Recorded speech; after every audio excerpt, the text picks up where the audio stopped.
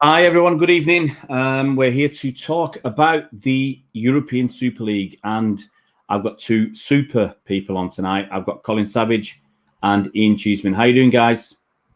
Good, under the circumstances. Yeah, thanks very much for coming on. Yeah, I'm good, thanks. But obviously, it's been an interesting couple of days. It certainly has. I mean, it certainly has. It's been, it's been a weekend to forget. I think, obviously getting dumped out of the FA Cup at the semi-final stage, and then getting dumped on by the big clubs yesterday. Before we get into the serious stuff, I mean, we can look on the bright side because no one's talking about the quadruple that we've messed up now. Absolutely. We're going to joke about it. Frankly, we're going to joke about it, Colin. Frankly, Colin, who cares about the quadruple anymore? I don't care. I don't care now what happens. I don't care if we lose every game. This is much bigger than quadruples. Absolutely, yeah. I'm gonna throw the only bit of frivolity in it, but I was driving back from France, so I had a long day yesterday, 500 miles, and I staggered at home, and I went to bed early. I saw a few little bits of headlines, and I was hoping that it was the European Supper Club, where we're going to talk about what cold cuts or fish and chips we can eat in the evening. But I woke up in the morning, and it was just a nightmare situation with the Super League. So I've got to ask you guys. I mean, I pretty much know what you're going to say, but I'll start with Ian. I mean, how did you feel when you heard the news? Betrayed,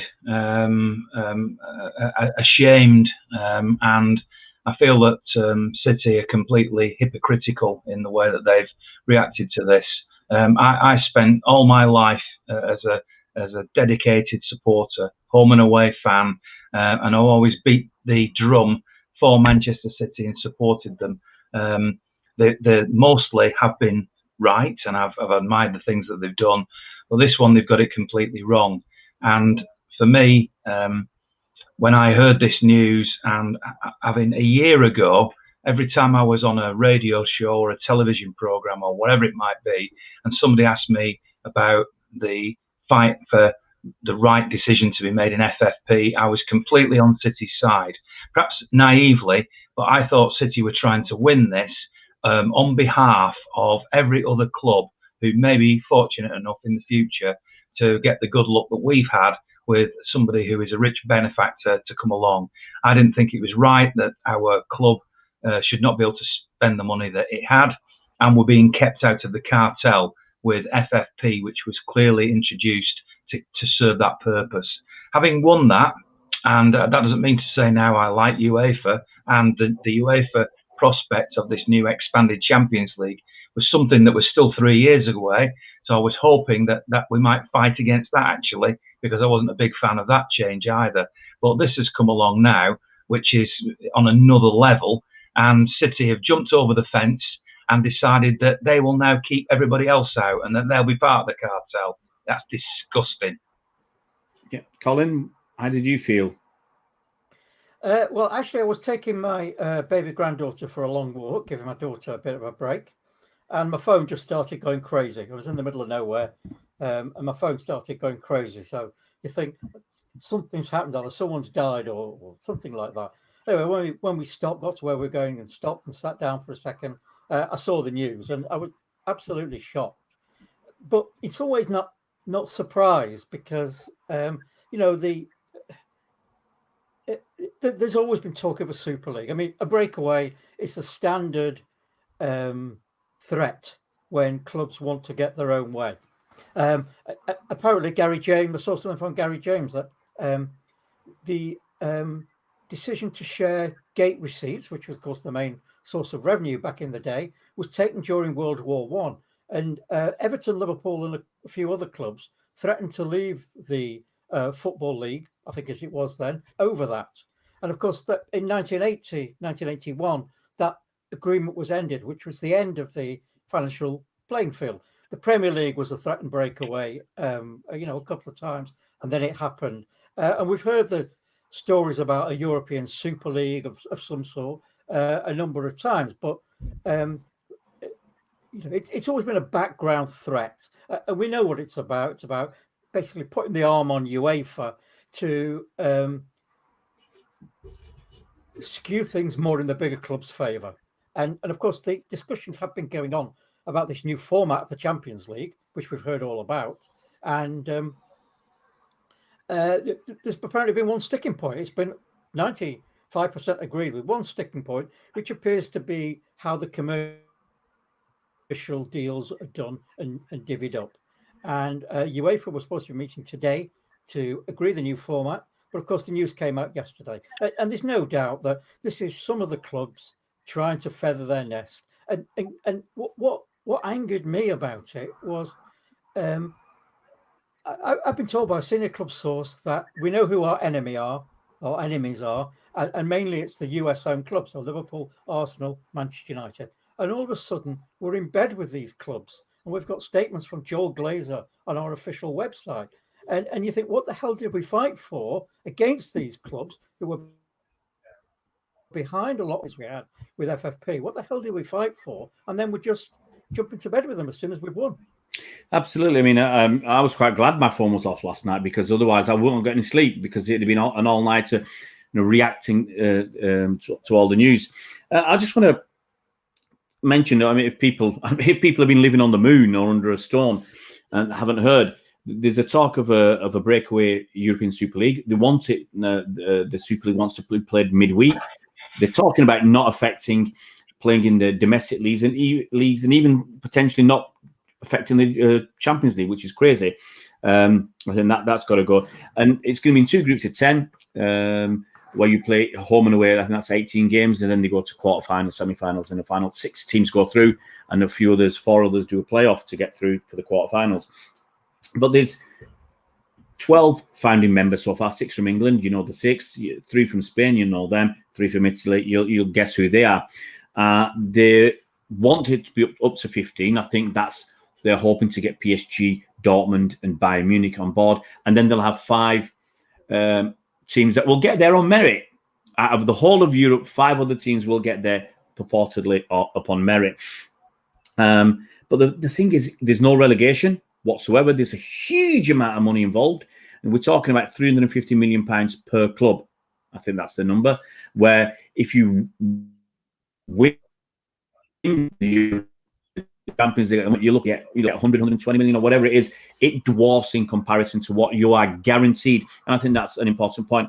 But for me, you're rewarding failure. Now, I just want to explain what rewarding failure means. You've got AC Milan, not won their title in Italy for 10 years. Inter, not won it for 11. Juventus sat in 4th this season. Atletico in Spain, not won the title since 2014. Arsenal, you got to go back till, I think, was it 2004 or something like that? It's a long, long time since Arsenal won the league title. Spurs, I think you guys might have been born the last time Spurs won, but I wasn't. It's 1961.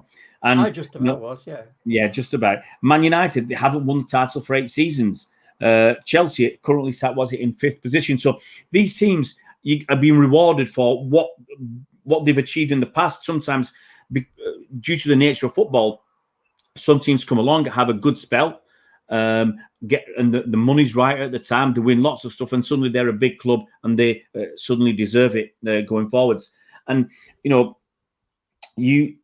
look at who's won what. Yeah, we've got teams in the competition. I mean, people are throwing it at City, so I'll mention us. You've got Arsenal, Atletico Madrid, Man City, Spurs. Between us, we haven't won the Champions League once, European Cup, Champions League, whatever. You've got teams like Benfica, Celtic, Feyenoord, Ajax, Nottingham Forest, Hamburg, Steaua Bucharest, Porto, PSV, Red Star Belgrade, Marseille, Dortmund. They've got 19 European Cups between them. And they're potentially, if Dortmund are not in this, all excluded. It's a crazy situation. So, and then you mentioned the UEFA's new format. I think some details came out today, and that's like a halfway house, because there is still a reward for failure. There's still places up for grabs for the old teams. And so they're still rewarding failure. So I want to look at that aspect. No relegation, playing the same teams again and again and again. If you're playing, let's say, Real Madrid every year, is that going to get boring? So I'll bring Ian in again and ask Ian, about this rewarding of failure and the fact that there's going to be no relegation, it's just like a kick in the teeth, isn't it? Absolutely.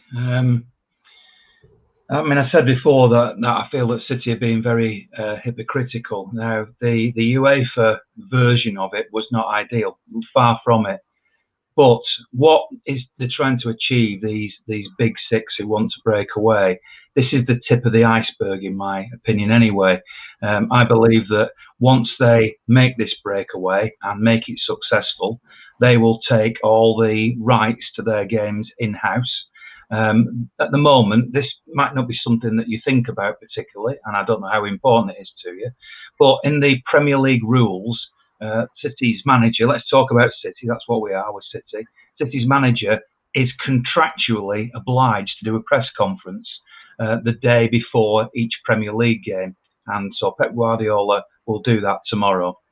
Again, ahead of Champions League games, he is contractually obliged to do the same thing, and the player does it as well. Once this breakaway happens, all those rules are ripped up, right? So if they don't want to do an interview for the press or for anybody apart from their own in-house TV, which can ask the most banal, sanitized questions of all time, none of that needs to happen.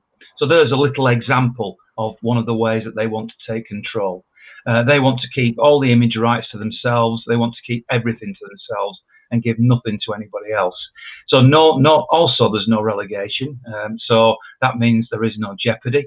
I mean, actually, and this might sound a bizarre thing to say, but some of the best seasons watching City were when we were in relegation battles. And whether we stayed up or we went down, it was never dull. You went home full of adrenaline and you had emotion in you. And that's what football is. It's emotion, right? VAR has took emotion away. Playing in empty stadiums has taken emotion away. So we're already in a phase where emotion is minimal. And now by doing this, they're going to take away the emotion of jeopardy. So this Super League, you will be guaranteed your fee, 300 million or whatever it is each season, whether you lose every game or you win every game. There will be a group, as I understand it, and when I say six, I don't mean the British six, I mean 6 of the key clubs, whoever they are, will get the lion's share of the money, and that's non-negotiable. The other group of the teams will get a lesser amount of money, and those 5 who are especially invited in, however that works, will get an even smaller part of the pot. There's no sharing it out equally, and each club will want the light. So if Manchester United have got worldwide fans and they think that they can get 30 million people watching one of their games, they'll keep every penny from that 30 million. And if there's only 10 million or 5 million watching from City, City will just get the 5 million worth. And that's what it's all about, keeping everything for yourself, but also doing away with the jeopardy. Now, obviously, they want the cake and eat it. They want to remain in the domestic league. They want to stay in the FA Cup. The players still want to play in the World Cup and the European Nations Cup, which are run by UEFA and FIFA. So they want it both ways. But we also already have seen what's happened with the League Cup, because nobody cares about it anymore. There's no reason to win it. We pat ourselves on the back and look, we could win it 4 or 5 times in a row here. But you know why? Because nobody really takes it seriously. Nobody cares. Pep's got a little bit of an obsession, which I applaud him for, that he wants City to win as many titles as he says. And the League Cup on the scoreboard is as valuable as winning the Premier League or the Champions League. He will count that as a title. Come on, he counts the Community Shield as a title, right? So that's what he's all about. But we see in the early rounds at Cheltenham, and this is no disrespect to Tommy Doyle and Taylor Harwood-Bellis, 2 lads I really, really like and want to have big careers. But we put out a team like that and still comfortably, in the end, beat Cheltenham. And what the reality of this new Super League will be is, if we are allowed to stay in the Premier League, and I personally hope we get kicked out, right? I want us to be kicked out. I hope tomorrow that those 14 chairmen of the other Premier League say, right, you're doing this, off ski. And I'll be cheering if that happens. And I know that might sound sacrilegious as a blue to say it, but that's how strongly I feel about it. Winning the Premier League this season, what difference does that make? We're not going to qualify for the Champions League because we're not going to be in it. It's irrelevant. Winning the Champions League in this tainted season now, first of all, because it's behind closed doors, but also because it's the last one that there'll ever be normally, means nothing to me. You know, I'm sorry, but they'll be putting weak teams out in the Premier League at the weekend and expecting the domestic fans to go and fill the stadium for them. And then they want the big audiences midweek from around the world for this new souped up league. Well, I'm sorry, they can stuff it. Absolutely, Ian. It is a very emotive subject. Go on, Colin. There's another way of looking at this, and of course, it's a threat, because, as I said, we've seen these threats before, and UEFA, like FIFA, UEFA rely on most of their revenue rely on the Champions League for most of their revenue, in the same way that FIFA rely on the World Cup for most of theirs. So the clubs moving, the big clubs moving away would presumably threaten to take a large chunk of TV revenue with them, because how many people are going to pay to watch? Well, we're already charging enough subs on BT and Amazon and Sky, and how many people are going to pay on other platforms to watch another group of games? So there's a financial threat to UEFA, and it could be that the clubs are looking to get some sort of concession from UEFA, and that will all be forgotten. Maybe it will be forgotten by me, Colin. If what you're right and what happens, but I'm not going to forget this. But it's still gone too far. It's gone too far, and I think that the genie's out of the bottle, and the whole nature of the match-going fans' relationship to football is changed. It's already started changing, because, of course, we've not been at games for a year now, and almost it's like football's got used to not having fans. And of course, this proposal is very much aimed at the TV audience. It's not aimed at the likes of us who, me, a season ticket holder. I'm not interested in seeing the same teams year after year. It's meaningless. We moan about some of the Champions League groups where we get Shakhtar Donetsk and all those clubs, Bayern Munich. We get them season after season, and it's just going to be the same on steroids. We're going to be seeing the same team, and it's going to work as apparently two leagues of 10, top 4 teams from each league go through into a knockout. So at the moment we complain that some of the group stage games are meaningless, particularly tends to be the 5th and 6th games when most things are more or less settled. But how many of these games are going to be meaningless? And as we said, you can finish bottom of one of the 10 leagues. Like Arsenal used to finish a poor 4th in the Premier League. You can finish bottom in one of those leagues and still get a fistful of money. What's the point? Yeah, absolutely. I mean, I want to ask you guys. I mean, we saw with the Project Big Picture not so long ago, where they tried to grab power. The big, your usual suspects, United and Liverpool, and then the other ones seem to come in and tag along because they don't want to be left out. They tried to grab the Premier League power and the power of basically of the structure in the pyramid in England. Now they're trying to grab the power in Europe. They're trying. I'll mention this because I do a lot of work on women's football. They're trying to now tag the women's football along as well, and trying to get the power base in women's football. And so I want to ask, who are these people, these club owners and chairmen, who are now trying to dictate all of football to us? Next, will they be writing the rules as well? To favour their clubs in one way or the other. We've had, I'll start with you, Ian. Who are these guys? And what right do they have to come along after we've been playing football in England in a structured way for almost 150 years? And who are they to come along now and take over our beautiful game? I'm a dyed-in-the-wool blue. You know that. And I'm very reluctant to criticise my club, and I understand, Ray, what you're doing in terms of suggesting indirectly that the ringleaders, if you like, of what's happening are these other clubs, the American-owned other clubs. But you know what? Sheikh Mansour and Khaldoon and Soriano, the 3 people at the top of the tree in City, have signed off this and have joined it. Yes, they didn't want to be left behind. But you know what? With all the stick that our football club has been getting for spending the money that they spent, rightly or wrongly, they could have made a massive PR plus for themselves if they'd have been the one who said, no, we are not joining this. The reason why the German clubs are not joining it is because they have to be legally in the Bundesliga 51% fan owned. So that's the reason why Bayern Munich and Dortmund will not join. They cannot join because their fans will not allow it. I also follow Schalke quite strongly in Germany, and I've seen suggestions today because they're ripe for picking. They're bottom of the Bundesliga. They're just about to get relegated. Yet they are a super big club with 60,000 guaranteed attendance and worldwide supporters. So it must be very, very tempting for them to be invited into this, to be one of the extra ones that they're trying to put in. But they have 51% ownership.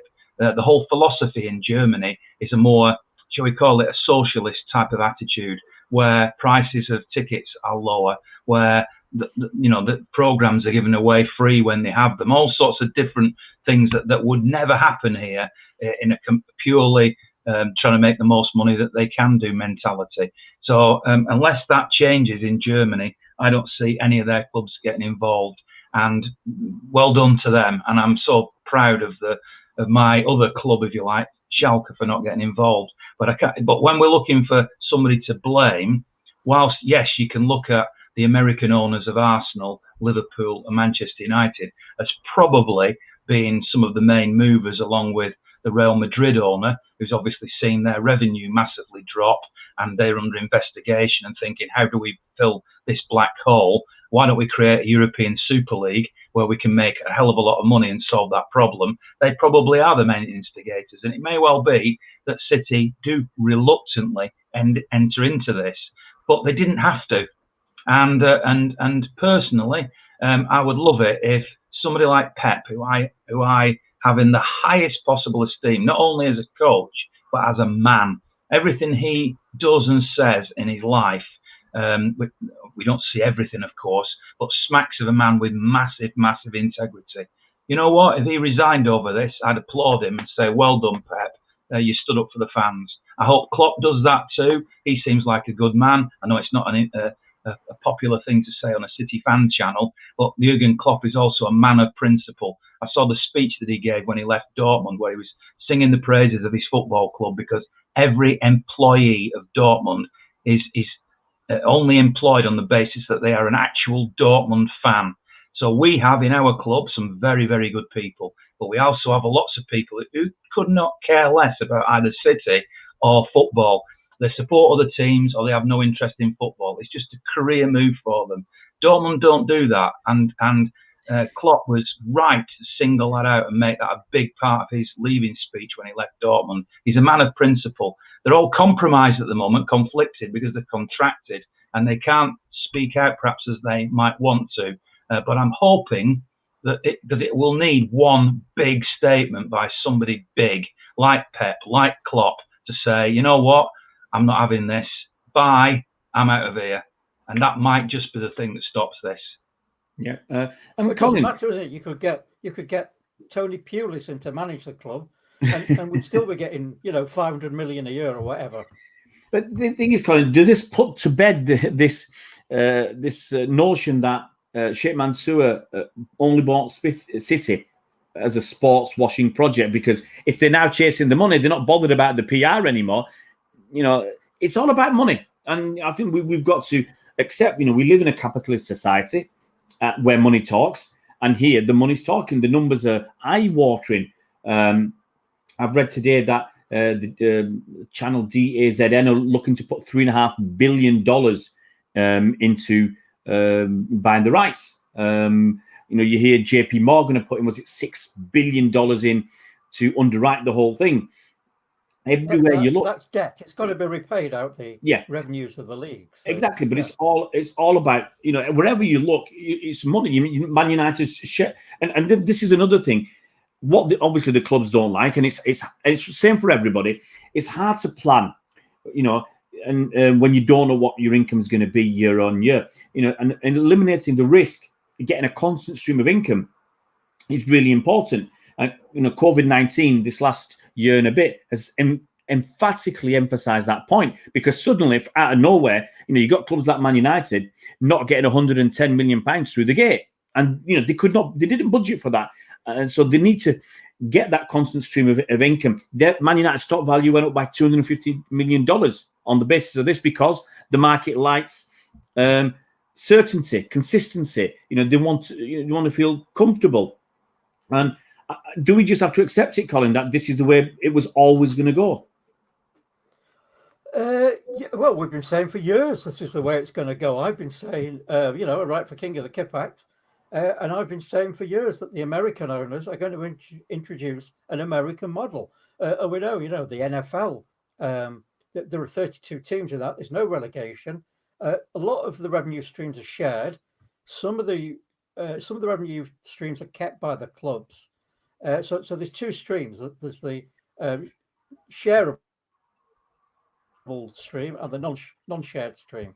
Now, in the NFL, the Dallas Cowboys are by far the biggest earners, because they get a lot of income that they can keep themselves, as well as, of course, the shared revenue. But that doesn't mean success, because Dallas Cowboys have won nothing for quite a long time, because there are strict financial strictures in place that restrict the amount of spending.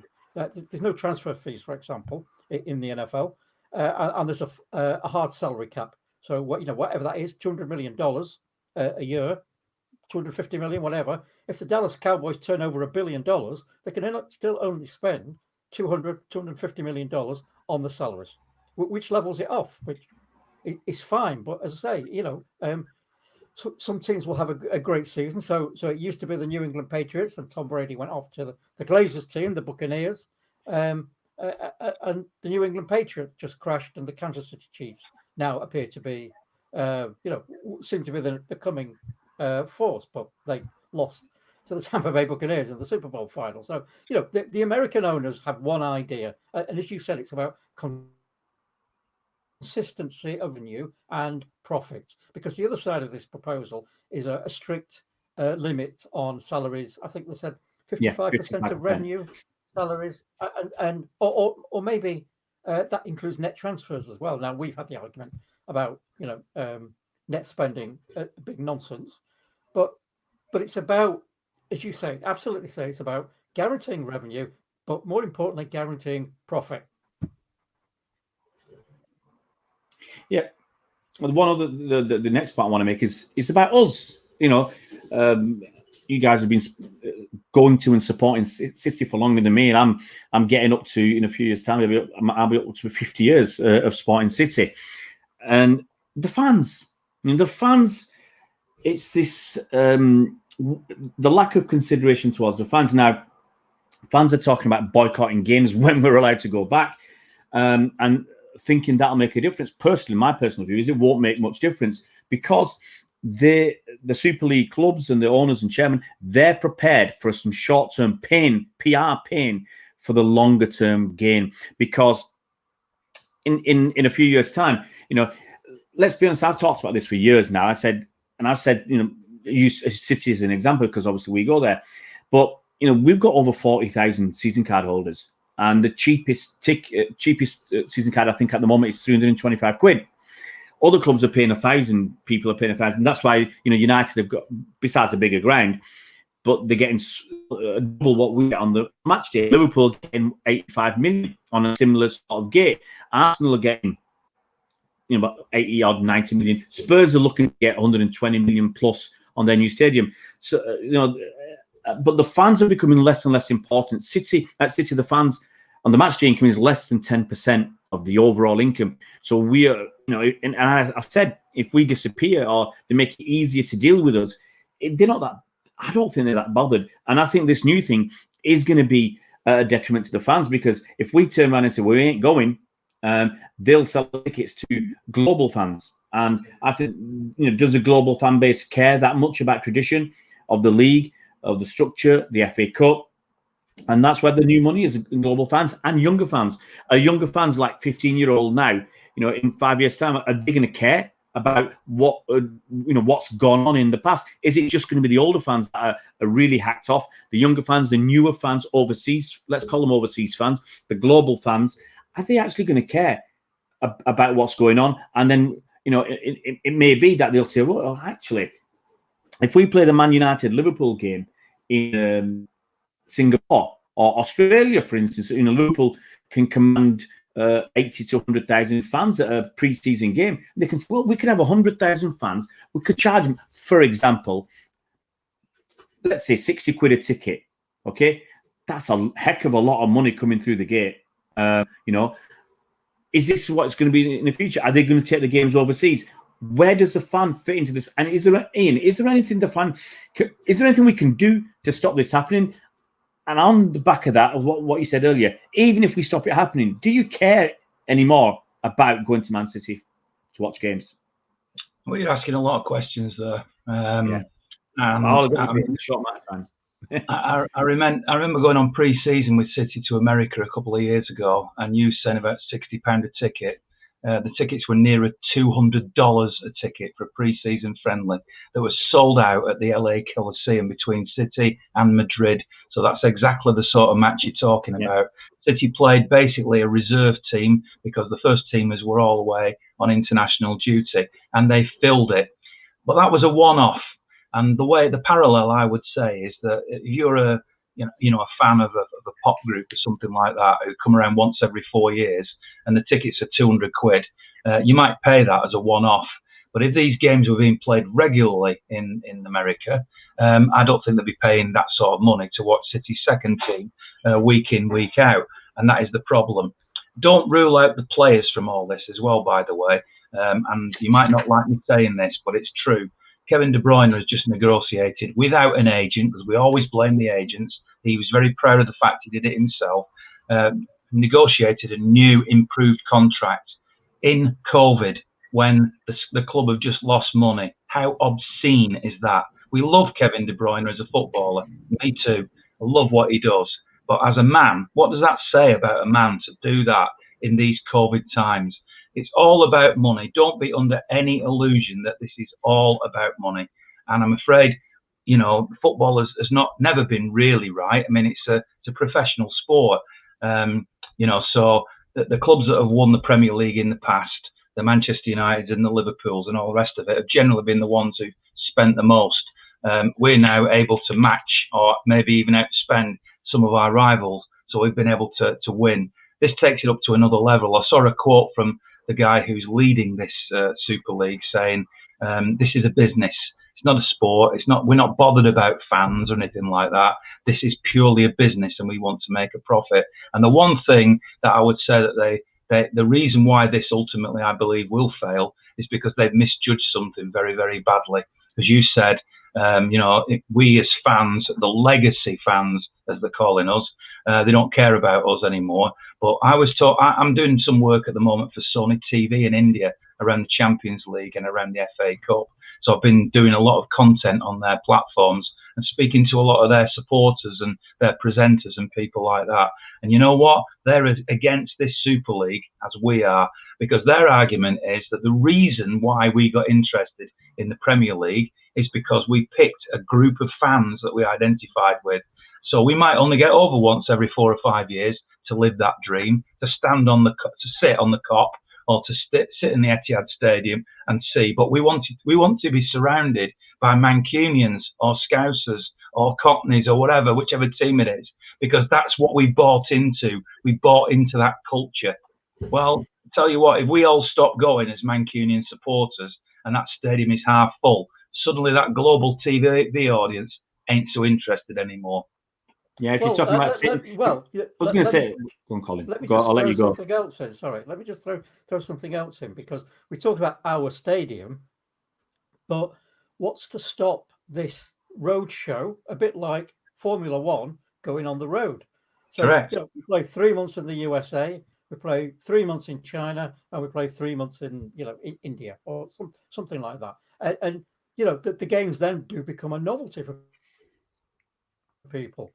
So you can perhaps charge, maybe you can't charge the $200, but you can charge a premium amount. And even so, I've always said that with the growth in non-match day revenue, football grounds will become basically like TV studios.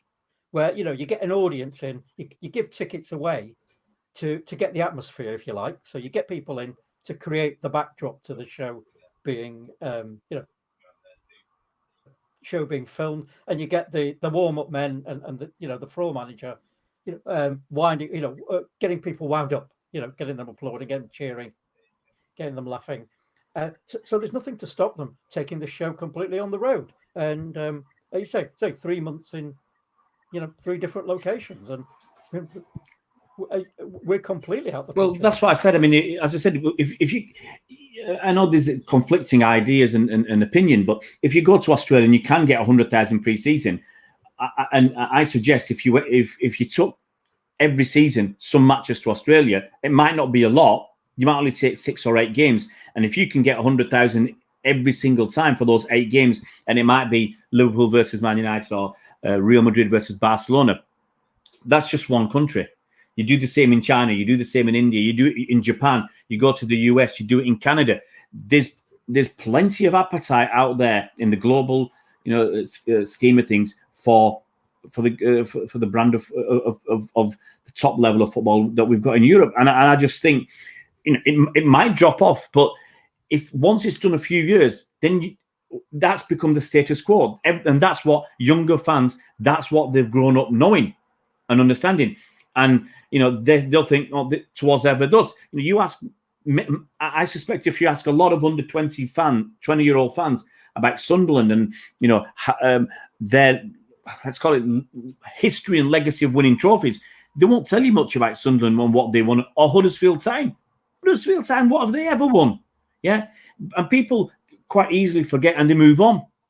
And my worry is, new fans will come along, they'll move on and buy the products. And you see when the American, we talked about the American football teams, when they move from one city to another, they move across the states. Was it the LA Rams, or the Raiders? They've been in Oakland, they've been in LA, they've been here, they might change the name, and they still fill the stadium.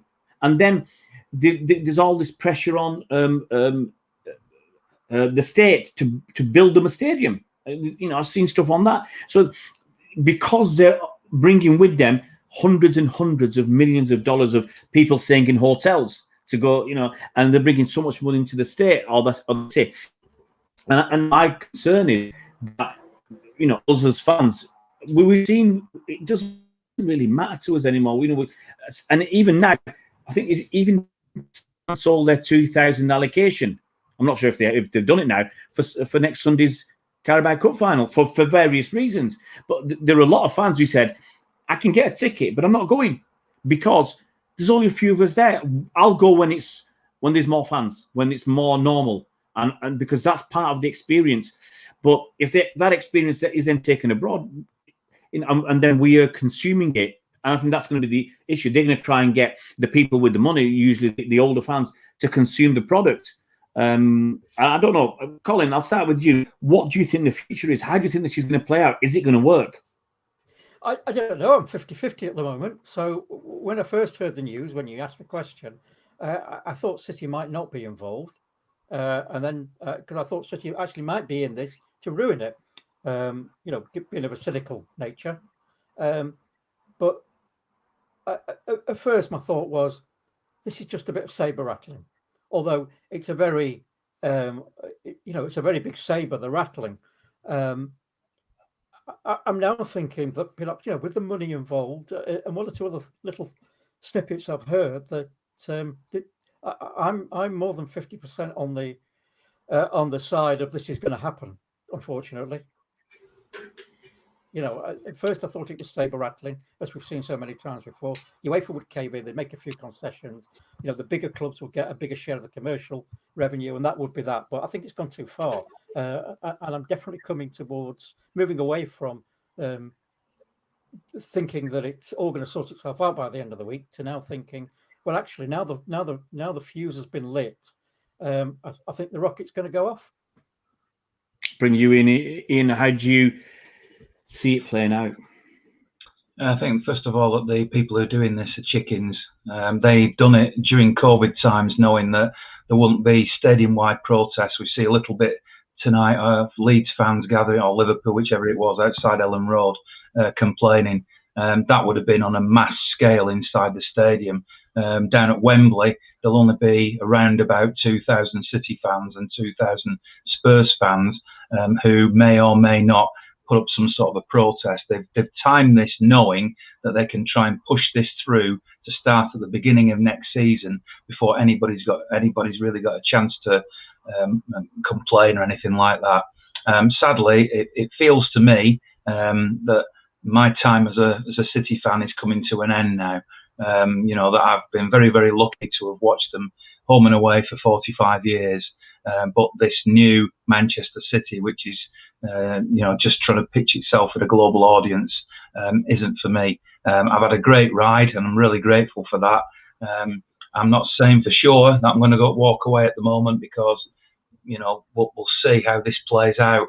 But I'd have preferred my football club, City, to have been the ones who took the high moral ground and just showed what football really is about. Whether it'll succeed or not, I think if fans are strong enough, it's very, very strong, the reaction at the moment, and people do genuinely don't renew season tickets and all the things that they're threatening to do, then I think the fans can win. But they have to believe that they can win, and this needs to be across all of the clubs.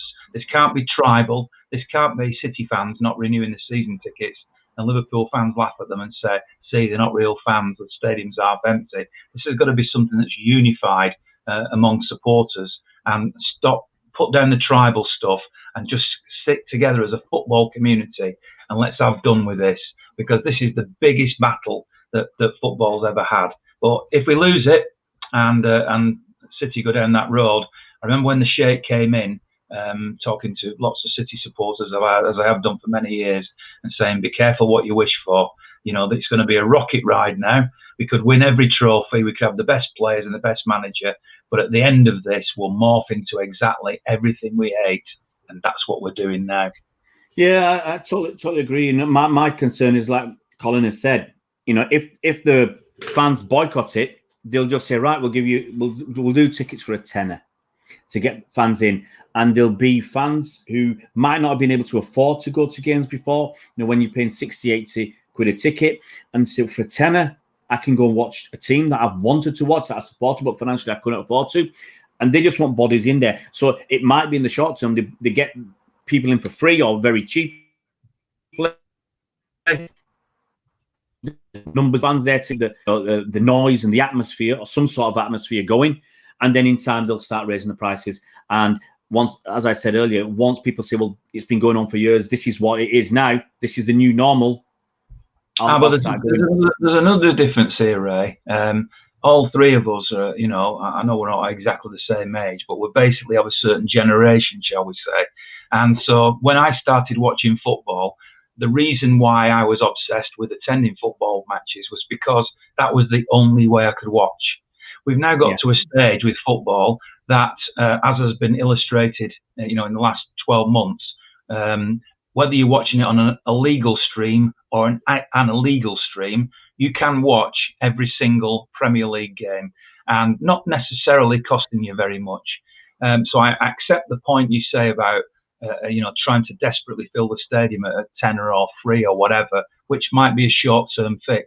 But I don't think and I know this sounds like I'm dissing a whole generation, and only time will tell. But I don't think that generation, my son's generation, is not. If it was a normal League Cup final on Saturday, he's a big blue, right? Watches every single game and feels very, very passionately about stuff like this. But if I said to him, "Do you want to go to the cup final on Saturday, Sunday down at Tottenham? I'll pay for your ticket and I'll drive you there," and he'll say, "Well, I want to go all that way to watch a game for. Come watch it on the TV." They don't have that obsession with actually going. So if the football club thinks that they're going to fill up the Etihad with the next generation, with the 25-year-olds, they're not going to do it. I'm sorry, but they're not going to go. They don't want to go to a football match every week. They're not prepared to have different kickoff times and different days of the week constantly. They'll go to the big games maybe, and they'll go occasionally if they're offering a cheaper ticket. But you're not going to get 55,000 people going to watch it like there's still more people in our club at the Etihad Stadium who are of an older age. I think it's right that statistically we have the highest average age of season ticket holder. And that's because of the group of people of my age group and around about that who've stuck with the club. The number of fans at the bottom end is a lot smaller, and they've misjudged this badly. Yeah, I agree with that. I agree with your points, guys. I know you guys have got other things to do and places to go. Very grateful for you coming on so soon after this announcement and having a chat with people. And thanks for, we had a good number of people in the comments. Look, it's going to take a while to play out. It might play out quicker than we think. We'll find out, I think, in the next few weeks what the Premier League are going to do about it, what UEFA are going to do, what FIFA might do about it. My last word, my two penneth is I think it will happen. And as Ian said, they will lose a lot of us people who've been going for, you guys a lot longer than me and a lot more than me. But, people of our age in the 40s, 50s, 60s and 70s, a lot of people are just going to knock it on the head. As I said, they're struggling to sell 2,000 tickets for a game at Wembley. An opportunity to watch a team play in a final, potentially win a cup, and they're struggling to sell that for various different reasons. I think if it goes ahead, I'm not going to say I want it to fail, because I think at that stage I won't care whether it's a success or failure. I won't care. I'll just it's like I was going to say like an ex-girlfriend. You don't care what they do in the future. You just want to move on. And I think people will just move on, find other things to do, find local non-league football to watch. I've got no problem, because for me, football's football. And I'm sure when we were growing up, anytime we could see football on the telly, we'd watch it, drink it in, get your magazines and your annuals and anything and read it in the papers. And, it still happens now. If I walk past some kids playing football, I'll stop for a few minutes and have a look. If there's a match going on, I'll stop for a bit longer and see what happens. And I think we'll carry on like that, and they can do whatever they want. Guys, thanks for coming on, Ian and Colin, and have a safe evening. Thank you. Thanks for having me. Thanks.